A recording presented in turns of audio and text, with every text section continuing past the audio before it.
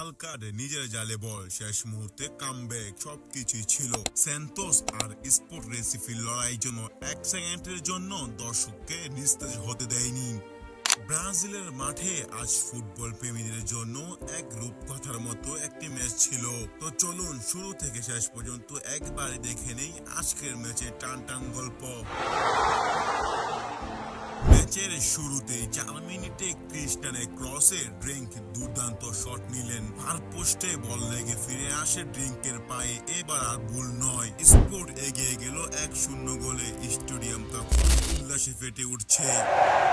খেলার গতি আরো চরল। প্রথমার্ধের শেষ দিকে সান্তোস তখন আক্রমণ সাজাতে গিয়েই বিপদে পড়ল।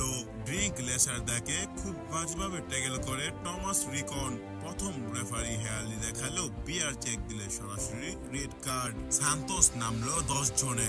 স্পোর্টস তখন আরো আক্রমণক। দ্বিতীয়ার্ধে শুরুতেই স্পোর্টস আবার চাপে ফেললো সান্তোসকে। 70 মিনিটে লুকাসের ক্রস শটে আর সান্তোসের গুস্তাভো বেচারা ভুল করে ঢুকিয়ে দিল নিজের জালি বল। পুরো স্টেডিয়াম উল্লাসে ফেটে পড়লো।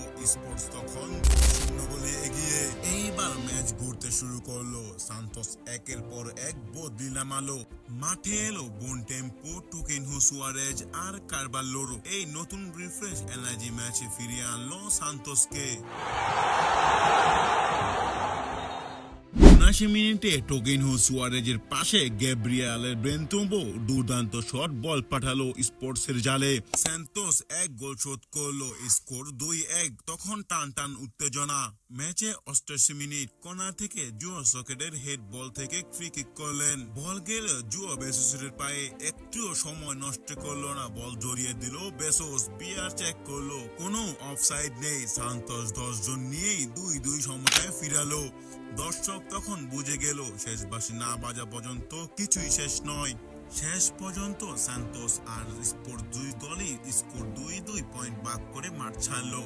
এক পাশে স্পোর্টস আর দারুণ শুরু করলো, অন্য পাশে সান্তোস সাহসিক প্রত্যাবর্তন। আরো এমন নাটকীয় ম্যাচ পেতে মাস্টার গোল ইউটিউব চ্যানেলকে সাবস্ক্রাইব করে রাখো, লাইক করো, শেয়ার করো।